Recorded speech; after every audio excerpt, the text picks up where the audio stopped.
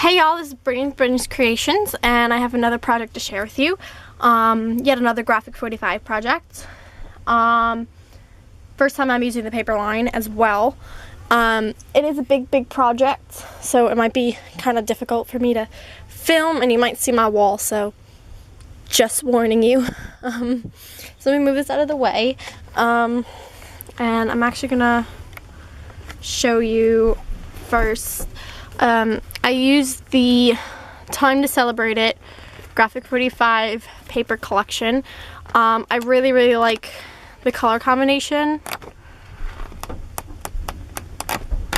So the project does have to do with like celebration and that kind of stuff, obviously. So you probably might be able to guess what it is. I also used the 8x8. And as well as the 6x6. Now originally the boxes that I used originally, well, they still can open, it's just it's very difficult, and I kind of made it now so they don't open. So yeah, if you saw my other video, you probably know what this is. It is a cake box. So I made it now just as display, so the boxes can't open. You can probably be able, you're probably able to remove the bottom box, but definitely not the middle box or the top box. But the bottom box can still, so this bottom most likely can still open. The other ones are like glued with other stuff on top of them, so you actually can't open them. But the insides are covered with paper. Actually, if I'm able to pop the top, there we go. There's the, you can see the bottom can still open. And the inside is done as well. It's just going to be a pain in the ass to get it back on the box. So let me try and get this.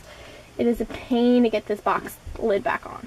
Because the box, they're paper mache boxes, so they don't always fit properly. So you can definitely still open the box. It's just pain in the behind to put it back on. It's not impossible, you just have to know how to do it. Alright, so the first part of this is the bottom. And the bottom, this is the Sawcrafters cake stand, which I used the 6x6 paper pad. I used 2 different pieces of the brown to cover this, and I used walnut stain distress ink to ink it. Covered it with paper. You can see the balloons. This is a My Road trim. It's like tulle and then this really pretty satin I put underneath, as well as these peachy flat back pearls that I used throughout. And then you can obviously see you know, another piece of the paper collection, and then a doily here, which I got from Michaels. So that just stands, I don't know how well I'll be able to do this without having this tip over. Probably right there. Because I'm doing this on a chair, you can see how it's wobbly. You know, like where I record is on top of an old wooden chair. So hopefully this won't tip over. And then the cake box then just sits on top. Okay, it's gonna lean. So it is leaning, but this is what it looks like.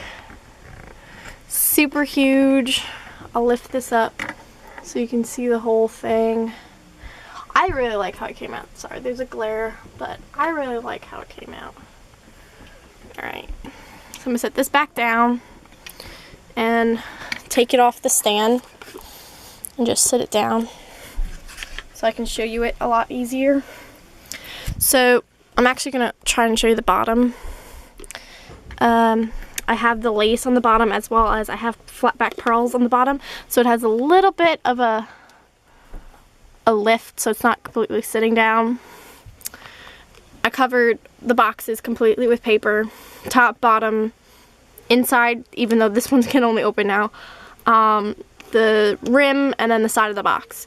So you can see on the bottom I have this rosette trim, 2-tone rosette, sparkly, has hints of glitter in it, going around, as well as that pearl trim, which I use throughout around the top here.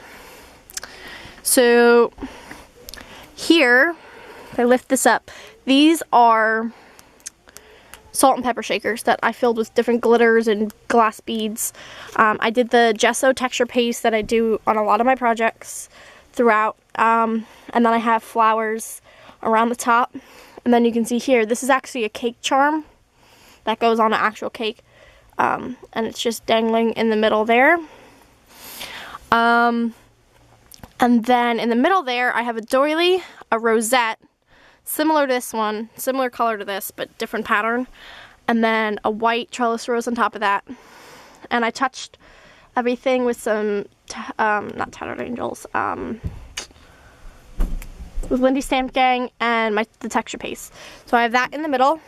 And then this is a piece, it's going to be a little dark, but this is a piece I fussy cut from the collection. I have 2 more trellis roses here. I have these wheat leaf sprays in green here on both sides. I have these little wooden hearts, and I have some texture paste here, and I'm actually going to lift this up. And this is a ceramic rose. This is Michael's flower, and I have these little fabric, these fabric flowers, little roses going around the sides. This is a Prima zipper. And then this is a spray from Michael's. And then on the other side, I have the same kind of flower arrangement, but a little cupcake. The top of that is actually a little fuzzy. It's fuzzy. Now if I turn it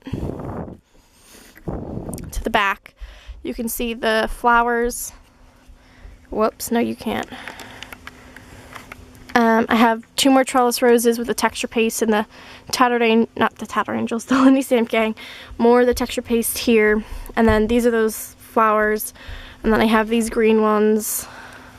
And then the little berries up here. Now if I go up, excuse me, this is probably going to be a pain in the butt to record. But up here,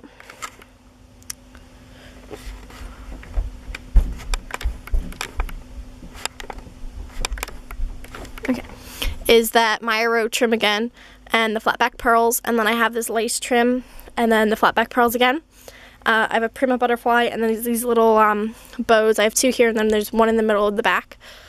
Then up there, I'm actually going to push this back, zoom this out, and then I'm going to put the tripod up here so I can record this. I know this is going to be a pain in the butt. Sorry for the moving. I'm going to try and do this as best as I can, guys. I'm really sorry. So underneath here, you can see I have an assortment of flowers. I have a Sockcrafters heart piece here, Prima cherub, more of those flowers. I have half of a doily. These are the Prima light bulbs, and it says "To Me." Again, I have the texture paste. I have some lace, the flowers. I fussy cut out this cake. I have this polka dot tulle trim, ruffle trim, and then this satin kind of tulle sheer trim on top of that. Now if I turn it, the stand for this one, this is a candle holder, and I have flowers around the top of that. I have that bead spray again here, and then just more flowers. Now if I turn it back around, up here I have a rosette, a flower, and those leaf sprays, and then I have a Michael's frame. Sorry, it's stuck on me, so you gotta give me a second. Sorry guys, I know this is a pain in the butt, probably like one of the worst videos ever, but anyways, I have another doily on the top here. This frame is from Michael's, and I put texture paste on that as well, and I put the pearls around that. I picked one of the images, Time to Celebrate. I fussy cut the flowers out, so I have them here and here. Then down here I have another one of those bows, some more flowers, these roses, and then this is a Sockcrafters piece here. And then I have these sprays on the sides. And then if I turn it around, I know this is a pain in the butt. I have texture paste on the back as well. Another image I cut out from the paper. More flowers. I have these big gems. And then these little berries are tucked in there as well. So that's my cake box. Well, my stacking cake box. I really am happy with how it came out. At first, I wasn't happy with it at all. And I was really worried that it wouldn't be stable or whatnot. But I'm actually really proud of myself. And I think I did a really good job. I know it was a pain in the ass to show it. But, you know, because it is a very tall project. And my new tripod I'm still getting used to. And it's very dangerous, my tripod. I've already cut myself like 2 or 3 times on it. So, yeah. Let me know what you think. I'm sorry if it was shaky. I'll try to fix it as much as I can. But yeah, just let me know what you think, and I'll talk to you all soon. Bye-bye.